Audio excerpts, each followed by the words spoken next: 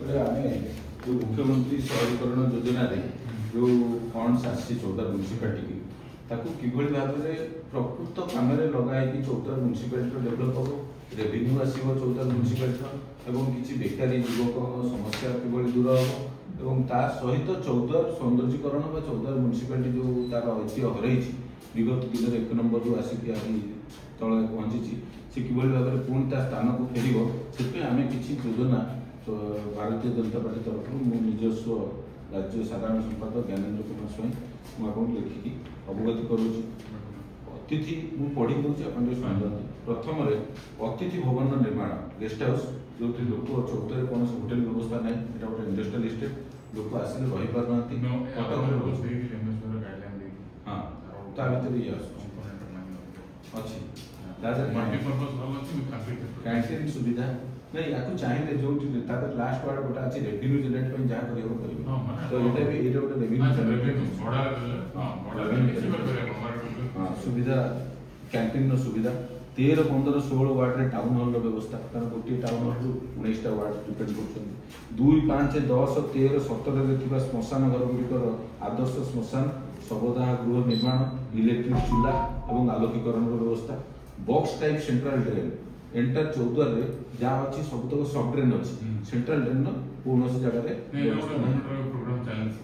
central drain गोटे box type central drain करा से पानी की भुवनेश्वर निको पार्क स्टाइल रे ताकू जाइकिना गोटे जगह डंप करिकिना ताकू शुद्धिकरण करी पोखरी निर्माण करी तो शुद्धिकरण करी सेटा पार्क और बोटिंग सुविधा करी मिनी थिएटर व्यवस्था कले 14 म्यूनिसिपालिटी रेवेन्यू कलेक्शन हम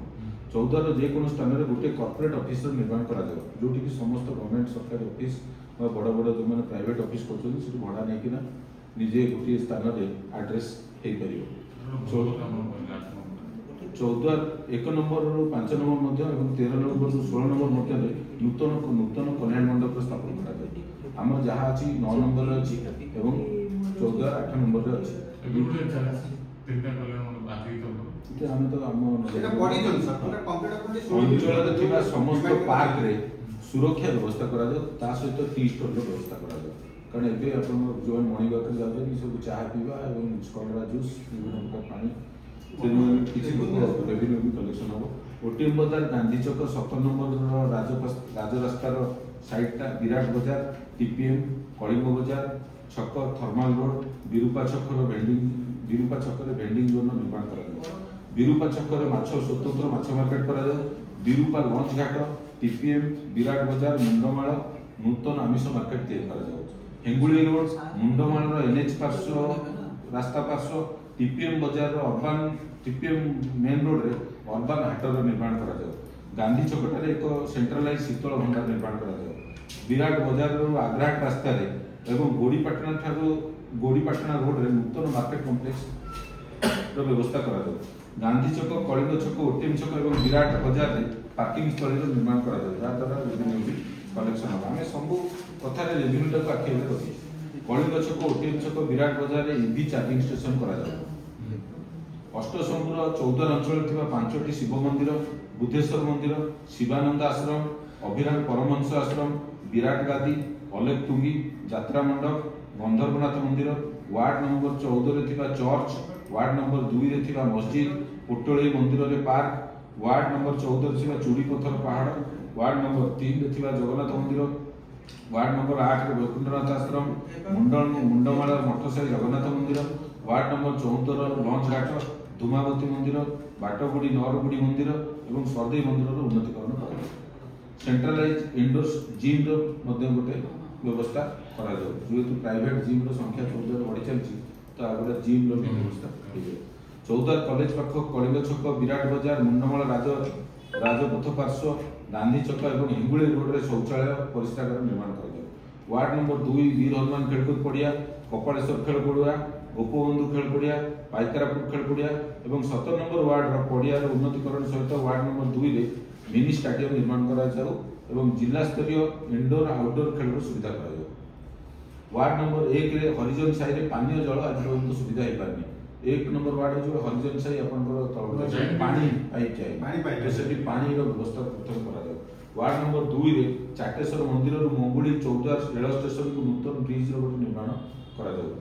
प्रत्येक वार्ड रे ओमफेड पार्लर स्थापन करा जाऊ या द्वारा आपन रेवेन्यू भी आसीबो रोड साइड रे जो केबिन पड़छि से कमी जाऊ अंचल रे प्रत्येक वार्ड रे थिबा भागवत टोकीर उन्नतीकरण करा जाऊ गोपबंधु गांधीजी बिजुबाबू प्रतिमूर्ति रक्षणाबेक्षण निमंते पदक्षेप लेवा एवं नेताजी सुभाष बोस को नूतन प्रतिमूर्ति कारगिल शहीद राजकिशोर साहू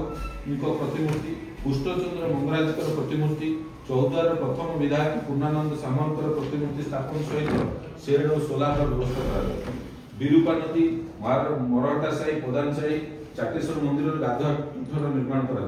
चौद्वार अंचल में सरकारी जगह समस्त पुरातन पोखरी पुनरुद्धार निमंते पदक्षेप नि बुला गाईगोरु निमंते कांजियाहुड़ा और गोशाला निर्माण करा बुला कुकुर जन्म नियंत्रण पदक्षेप नि सहित अंचल एक प्राणी चिकित्सालय स्थापन करा मशा को नियंत्रण निमंते पदक्षेप नि स्वयंचालित रास्ता सफा करने यंत्र व्यवहार करा नूतन सरकारी सिनेमा हॉल निर्माण करा चौद्वार अंचल सिनेमा हॉल नहीं से मिनी थिएटर हो तो बड़ ठीक अच्छी छुआ तो देखिए समस्त यूपी एलपी और हाई स्कूल रे पीवा पानी सहित शौचालय व्यवस्था करा आपन तो सब जगह शौचालय अच्छी किंतु पानी टैप नहीं पानी कनेक्शन को जगह नहीं आप चाहिए देखी तो आम आपको अनुरोध करुँ यदि सब कार्य करा जाए तो निश्चित चौद्वार म्यूनिसिपालिटी रेवेन्यू बढ़ किसी बेकारी समस्या